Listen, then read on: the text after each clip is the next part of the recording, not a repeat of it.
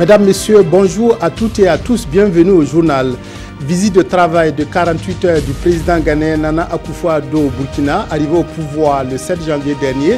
Le chef de l'État du Ghana rencontre ses homologues pour relancer les relations bilatérales et évoquer des questions concernant la sous-région ouest-africaine. Donald Trump promet de peser de tout son poids dans la résolution du conflit israélo-palestinien. Le président américain a reçu hier à la Maison-Blanche le président de l'autorité palestinienne, Mahmoud Abbas, qui a appelé à la fin de l'occupation d'Israël. Nana Akufo-Addo, hôte du Burkina, 4 mois après avoir été investi comme président du Ghana, il a foulé le sol burkinabé ce matin pour une visite de travail de 48 heures. À son arrivée à Ouagadougou, le chef de l'État ghanéen a été accueilli par le président du Faso, Roch Marc Christian Kaboré. Ce séjour de Nana Akufo-Addo permettra aux deux pays de discuter de la relance de leur coopération bilatérale et de l'avenir d'organisations communes comme la CEDEAO. Urbain Sommet, Abdelaziz Yagibou, reportage. Une visite pour raviver la flamme des relations d'amitié et de fraternité entre le Ghana et le Burkina. Porté au pouvoir le 7 décembre dernier et officiellement installé dans ses fonctions un mois plus tard, en présence du président du Faso, le chef de l'État ghanéen Nana Akufo-Addo nourrit l'ambition de voir de beaux jours se lever sur l'axe Accra-Ouagadougou. Une nouvelle ère qui s'ouvre avec cette première visite du successeur de John Dramani Mahama à Ouagadougou. Accueilli avec des honneurs protocolaires à la hauteur de son rang, Nana Akufo-Addo dit être venu prospecter avec son homologue burkinabé de nouvelles pistes pour dynamiser les liens entre le Burkina et le Ghana. I'm on the second leg of a tour of the ECOWAS countries. Suite aux élections qui se sont déroulées au Ghana, il y a eu un changement de gouvernement et j'ai estimé qu'il était nécessaire de faire le tour de la sous-région pour rendre visite à mes collègues et leurs peuples respectifs. En ce qui concerne le Burkina, nous allons revoir la coopération bilatérale qui date depuis belle lurette. Nous allons également discuter de l'avenir de la CEDEAO. Je vais profiter également de dire merci à son Excellence qui a honoré de sa présence mon investiture qui a eu lieu en janvier. Le président Roch Kaboré demeure un ami du Ghana.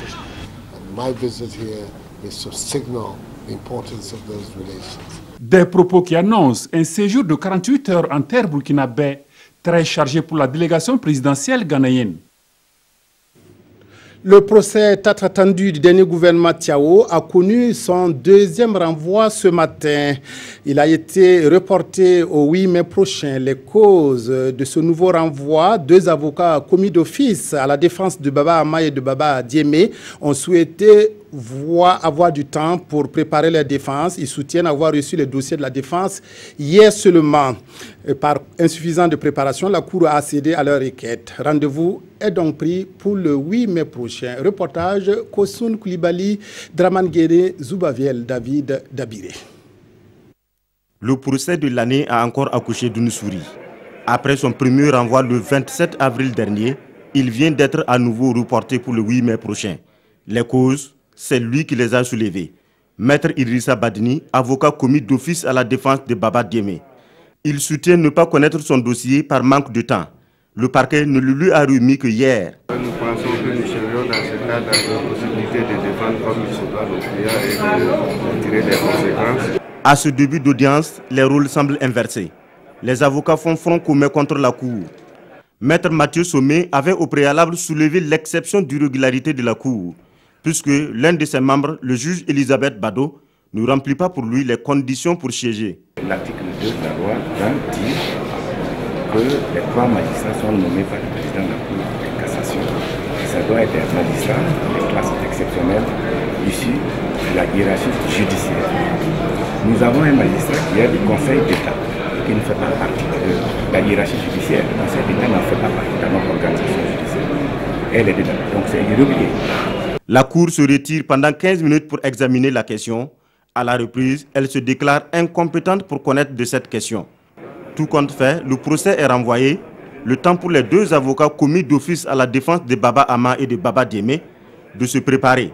Rendez-vous donc le 8 mai prochain pour la reprise du procès. La 18e session du Conseil d'administration de l'Union africaine des télécommunications se tient depuis hier à Ouagadougou. Cette rencontre se penche sur le rapport d'activité de l'organisation, le rapport des comptes et élaborera le projet programme de travail et du budget de l'institution. L'UAT envisage dans ses perspectives l'élargissement de la bande passante partout en Afrique et la mise en place de la 5G. Reportage Yacouba Gamene, Ismaël Djiloma Sirima. Toute l'Afrique est réunie à Ouagadougou pour parler télécommunications. Pendant 72 heures, les membres du Conseil d'administration de l'Union africaine des télécommunications, UAT, vont présenter le rapport 2016 de l'Union. Il s'agit principalement des travaux d'élargissement de la bande passante dans tous les coins et recoins de l'Afrique. Ce sont des activités qui sont plus concentrées non seulement sur le renforcement des capacités de nos États membres, mais aussi sur le rayonnement de l'Afrique, comme on dit, au niveau international. Notre rôle, c'était de prendre les positions communes africaines, partir défendre nos intérêts dans toutes les réunions internationales. La question du budget, exercice 2017-2018 de l'Union africaine des télécommunications, est également à l'ordre du jour. Le premier budget, comme on dit, c'est un projet sur lequel les États membres doivent regarder, que ce soit les dépenses qu'ils vont faire, mais aussi les contributions. Mais rassurez-vous que les contributions sont fixées sur chaque 4 ans. Donc le budget, en fait, c'est juste une utilisation de ce que nous voulons faire, mais les contributions sont déjà fixées sur 4 ans. Concernant le programme d'activité de l'année en cours et de celle à venir, l'UAT veut mettre davantage l'accent sur la conciliation entre les technologies de l'information et de la communication et les programmes d'activité économique et sociale tels que la santé, l'éducation et l'emploi.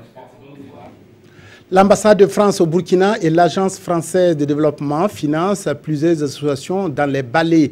Il s'agit de l'association apicole Wensongda et l'association Voûte Nibienne. Cette dernière fait la promotion des constructions sans bois ni tôle. Pour encourager les deux associations et constater sur le terrain leurs conditions de vie, l'ambassadeur de France s'est rendu dans la région mardi dernier. Reportage Lamine Karantao, Siriki Miliogo, Kadouro Menki.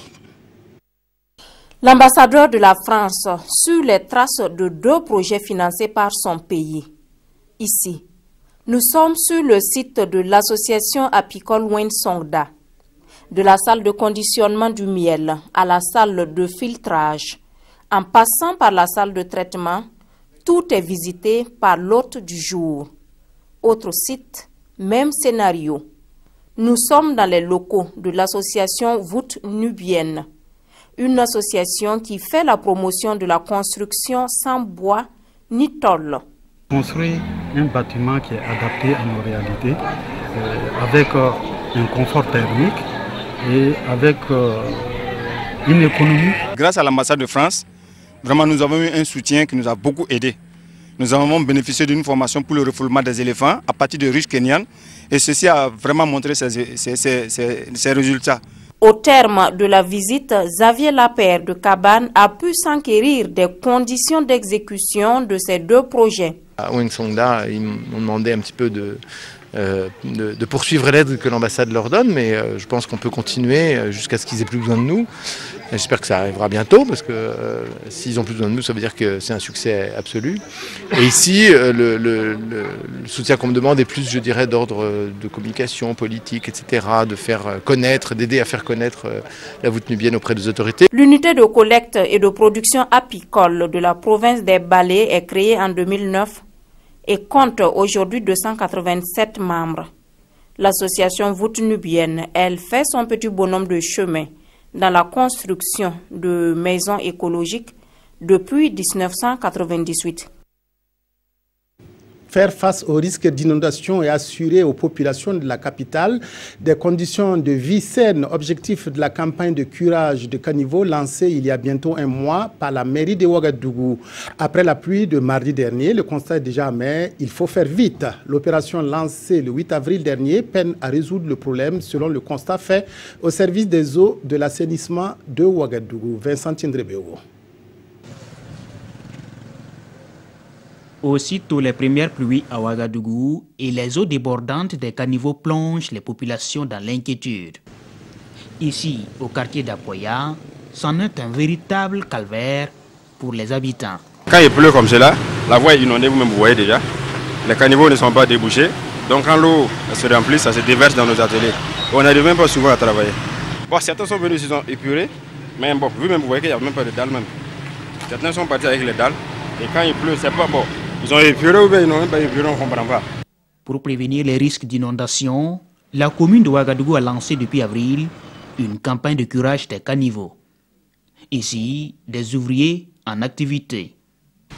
Mais une fois les caniveaux curés, les ordures sont laissées sur place. Une certaine quantité de ces produits de curage demeure quelques jours aux abords des voies sans être ramassés. Et ça, c'est imputable vraiment à la modicité de nos moyens au niveau de la ville de Ouagadougou. Nous ne disposons pas d'assez de camions pour procéder au ramassage. Donc c'est ça qui fait que vraiment on rencontre vraiment ces désagréments. Le fait par exemple que ces produits de curage demeurent aux abords des voies plusieurs jours sans être ramassés. Pendant que des éléments sont en train de curer, on doit évacuer en même temps ces produits de curage pour ne pas déplacer en fait le problème. Parce que si on cure, on dépose que ce n'est pas ramassé, avec une pluie, ça dit que ces mêmes produits de curage se retrouvent encore dans les caniveaux. Et ça devient un travail vraiment, si je peux dire, inutile. En attendant, les ouvriers poursuivent l'opération de curage, avec le risque de voir ces ordures retourner dans les caniveaux. L'Organisation ouest-africaine de la santé, OAS, forme des participants de la région sur la nutrition. Cette rencontre de haut niveau rassemble les acteurs de la nutrition des pays membres de la CEDEAO et devrait permettre de partager les résultats de la recherche en nutrition et préparer une feuille de route en la matière. Issa Kafando, Kadi Sanogo, précision. L'analyse de la situation nutritionnelle dans la zone CEDEAO met en évidence plusieurs problèmes de nutrition. C'est fort de ce constat que l'Organisation ouest-africaine de la santé et ses partenaires ont initié cet atelier régional de haut niveau sur la nutrition. Une rencontre qui réunit les spécialistes de la nutrition des pays membres de l'espace CEDEAO. Elle vise à partager les résultats de l'évaluation des capacités de formation et de recherche en nutrition et à préparer une feuille de route en vue d'améliorer la formation. Il y a beaucoup de malnutris dans notre sous-région, qu'environ 1 million d'enfants souffrent de la malnutrition au Burkina Faso. C'est encore pire ailleurs. Et il est important que nous, en tant qu'institution sous-régionale, nous puissions voir concrètement comment faire pour que nous améliorions un peu les compétences sur le terrain. Au Burkina Faso, la situation nutritionnelle n'est guère reluisante. La situation actuelle, la nutrition au Burkina est très alarmante. À l'instar des autres pays de la sous-région, nous avons des chiffres, bien sûr, en deçà de nos attentes. C'est pour cela d'ailleurs que cet atelier est le bienvenu et qui va permettre d'harmoniser les offres de formation en Afrique de l'Ouest. Cet atelier a bénéficié du soutien financier de la Banque africaine de développement BAD. Au sortir de cette rencontre, une feuille de route sera dégagée par les participants pour accélérer les progrès dans la réduction de la malnutrition dans l'espace CEDEAO. Une nouvelle annonce de l'armée nigériane. Aboubakar Shekau, le chef imprévisible de Boko Haram, aurait été blessé dans un raid aérien. L'armée a diffusé des images montrant des frappes aériennes contre des positions des islamistes nigérians dans l'état de Borno. Ce n'est pas la première fois que l'armée nigériane annonce avoir tué ou blessé Aboubakar Shekau, qui continue de faire son macabre show. Aboubakar Shekau, le chef du groupe islamiste Boko Haram, a été blessé et l'un de ses adjoints tué dans un raid aérien dans le nord-est du Nigeria, a-t-on appris mercredi de sources sécuritaires. L'armée de l'air du Nigeria a diffusé ces images montrant des frappes aériennes sur des positions présumées de Boko Haram dans l'état de Borno. L'armée a frappé alors que des combattants du groupe islamiste étaient réunis en prière vendredi dernier dans le village de Bala, près de Damboa, en lisière de la forêt de Sambisa, l'une des caches du groupe terroriste. Les déclarations de l'armée nigériane ont été confirmées à l'AFP par une autre source, membre d'une milice civile de Maïdougouri, la capitale de l'état de Borno, et berceau du groupe islamiste. Boko Haram n'a pas encore réagi à ces déclarations. Les autorités nigérianes ont déjà annoncé au moins à 3 reprises avoir tué Aboubakar Shekau dans le passé. Mais en mars dernier, le chef de Boko Haram est apparu dans une vidéo dans laquelle il revendiquait la responsabilité d'une série d'attentats suicides au Nigeria et dans des pays voisins. Première rencontre entre le président américain Donald Trump et le président de l'autorité palestinienne Mahmoud Abbas. Une entrevue à la Maison-Blanche au cours de laquelle le président américain s'est engagé à travailler avec les Israéliens et les Palestiniens pour parvenir à un accord au Proche-Orient. Donald Trump a affiché ce mercredi son optimisme sur la possibilité d'aboutir à un accord de paix au Proche-Orient en recevant pour la première fois le président palestinien Mahmoud Abbas à la Maison-Blanche. Je me suis engagé à travailler avec Israël et les Palestiniens pour parvenir à un accord, mais aucun accord ne peut être imposé par les États-Unis ou par toute autre nation. Les Palestiniens et les Israéliens doivent travailler ensemble pour parvenir à un accord qui permettrait aux deux peuples de vivre ensemble, aimer, s'épanouir et prospérer en paix. Et je ferai tout ce qui est nécessaire pour faciliter l'accord à la médiation, pour arbitrer dans ce qu'ils veulent faire. Monsieur le Président, il est temps pour Israël de mettre fin à son occupation, à l'occupation de notre peuple et de notre terre après 50 ans. Nous sommes les seules personnes restant dans le monde qui vivent toujours sous occupation. Nous aspirons à la liberté et nous voulons l'obtenir, ainsi que notre dignité et notre droit à l'autodétermination. Nous voulons également qu'Israël reconnaisse l'État palestinien, tout comme le peuple palestinien reconnaît l'État d'Israël. Les Palestiniens réclament un État indépendant dans les frontières de 1967. Le gouvernement israélien de Benyamin Netanyahou a déjà estimé que ces déclarations ne changeaient rien, jugeant que le Hamas essayait de duper tout le monde. La présidentielle française avec le débat Macron-Le Pen et la prochaine rencontre gouvernement secteur privé à Bruxelles sont autant de sujets commentés dans les quotidiens. Les journaux reviennent également sur le panel sur la sécurité à l'occasion de la journée internationale de la liberté de la presse. La revue de presse est signée Vincent Tiendré-Béogo. Les défis sécuritaires au Faso, objet de débat à l'occasion de la journée internationale de liberté de presse. Le pays rend compte de ce panel à sa une. Dans une communication, Rastablega Ouedraogo de Free Afrique parle de désorganisation et de crise de commandement au sein des FDS pendant que la Congolais monte en puissance et exerce des violences contre des citoyens. Et selon lui, les FDS devraient se redéployer sur le territoire, notamment au nord, où des trafiquants de tout genre font de bonnes affaires. 700 millions de dollars de gains par an. Il faut relativiser, rétorque Guy Hervéier de la gendarmerie nationale. Pour lui, la menace terroriste ne concerne pas seulement le nord, et même que la capitale est la cible des terroristes. Et les FDS ont besoin des citoyens en renfort pour une meilleure sécurité, selon le Pandore. Citoyens commentent le climat des affaires au Faso en prélude de la rencontre gouvernement-secteur privé prévue semaine prochaine. Selon le journal, les opérateurs économiques souffrent encore des pillages du temps de l'insurrection populaire. 106 entreprises privées touchées, 7300 emplois compromis et plus de 40 milliards de francs perdus. Et l'actualité du monde des affaires, c'est aussi l'affaire Inoussa Kananzoué, poursuivie par la justice.